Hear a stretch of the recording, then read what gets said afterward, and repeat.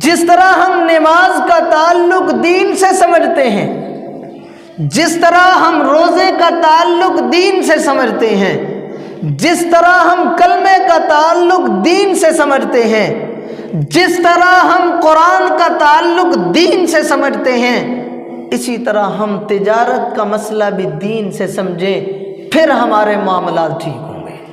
ہم سیاست کا مسئلہ بھی دین کا مسئلہ سمجھیں تو پھر ہمارے معاملات ٹھیک ہوں گے۔ اگر کچھ لوگ یہ بات سمجھتے بھی ہیں کہ سیاست بھی دین کا مسئلہ ہے تو پھر وہ اگلی بات بھی کرتے ہیں، اور جی مان لیا کہ یہ دین کا مسئلہ ہے، لیکن یہ سیاست کی بات مسجد میں کیوں کی جا رہی ہے؟ یہ وہ سوال ہیں جو ہمارے ذہنوں میں اس وقت ڈال دیے گئے، لیکن اگر ہم شریعت کو اٹھائیں، ہم قرآن کریم کا مطالعہ کریں، ہم رسول اللہ صلی اللہ علیہ وسلم کے فرامین کو دیکھیں، تو یہ بات ہمیں روز روشن کی طرح سمجھ آ جائے گی کہ جس طرح نماز دین کا مسئلہ ہے، اسی طرح تجارت بھی دین کا مسئلہ ہے، جس طرح روزہ دین کا مسئلہ ہے، اسی طرح سیاست بھی دین کا مسئلہ ہے۔ یہ بات سمجھنے کے لیے آپ دیکھیں قرآن کریم 26واں پارہ اللہ جل شانہ فرماتے ہیں هو الذی ارسل رسولہ بالہدی ودین الحق لیظہرہ علی الدین کلہ۔ هو الذی ارسل رسولہ، اللہ وہ ذات ہے جس نے اپنے رسول کو بھیجا۔ هو الذی ارسل رسولہ بالہدی، ہدایت کا علمبردار بنا کر، ودین الحق، اور ایک سچا دین قانون اور شریعت دے کر۔ اور یہ قانون اور شریعت کیوں دیا؟ لیظہرہ علی الدین کلہ، تاکہ یہ ہمارا نبی، یہ میرا محبوب،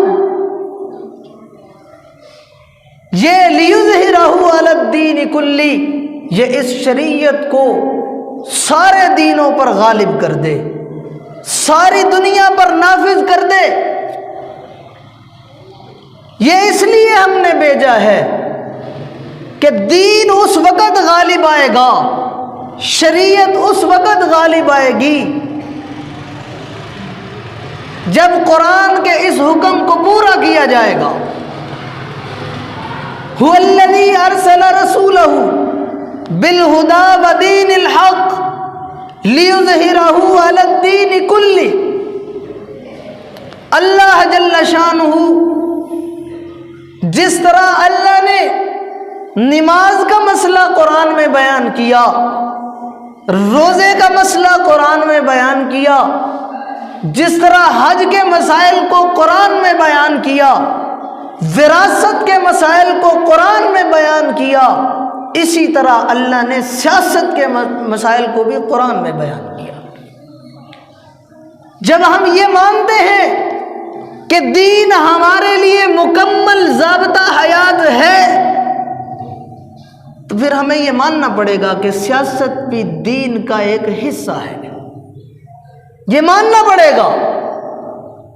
میں نے دلیل کے طور پر قرآن کی آیت پڑھی، هو الذی ارسل رسولہ بالہدی ودین الحق لیظہرہ علی الدین کلہ، کہ یہ دین ہم نے اس لیے نہیں بھیجا کہ آپ اس پر عمل کر لیں، دین اس لیے نہیں ہے کہ صرف آپ نمازیں پڑھتے رہیں، صرف آپ روزے رکھتے رہیں، صرف آپ حج کرتے رہیں، قرآن کی تلاوت کرتے رہیں۔ نہیں نہیں، بلکہ آپ نے بھی کرنا ہے اور لوگوں سے کروانا بھی ہے۔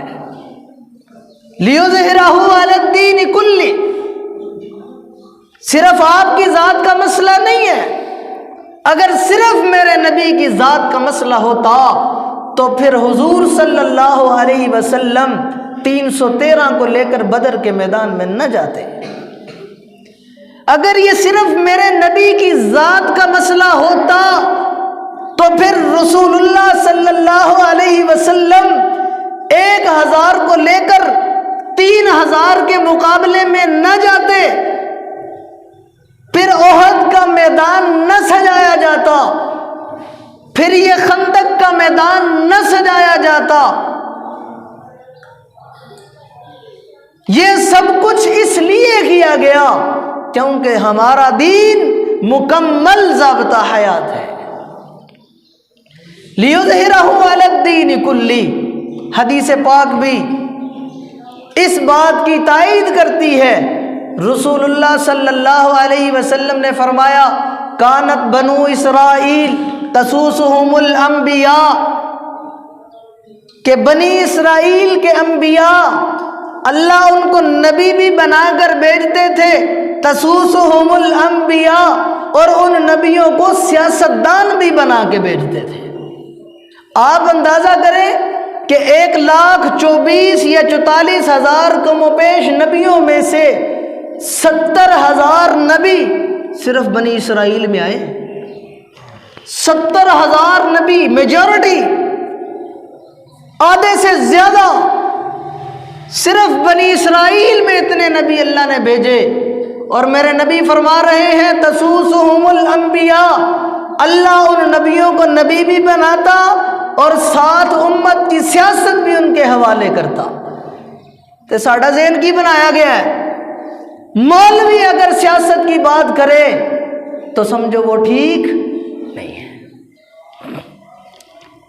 अगर ये कलमे की बात करे तो ठीक है, ये नमाज की बात करे तो ठीक है, ये रोजे की बात करे तो ठीक है, ये हज की बात करे तो ठीक है, ये कुरान की तिलावत की बात करे तो ठीक है, लेकिन जब वो सियासत की बात करे तो ठीक। तो गोया हमने दीन को मुकम्मल ज़ाब्ता हयात नहीं समझा, कुछ मामलात में दीन को ज़ाब्ता हयात समझा और कुछ में नहीं समझा। आप देखें, नमाज का मसला हो किससे पूछते हैं? मौलवी साहब से। रोजे का मसला हो तो मौलवी साहब से, हज का मसला हो तो मौलवी साहब से, ज़कात का मसला हो तो मौलवी साहब से, लेकिन तिजारत का मसला हो तो, तिजारत का मसला हो तो हमारे मुल्क के बड़े बड़े मईशतदान भी कहते हैं, ओ जी फलां मुल्क में एक बड़ा मईशत को समझने वाला आदमी है। मईशत का मसला है तो वो नहीं, इसने दीन सिर्फ नमाज पढ़ा, सिर्फ ज़कात पढ़ी, हज पढ़ा, इसने मईशत नहीं पढ़ी,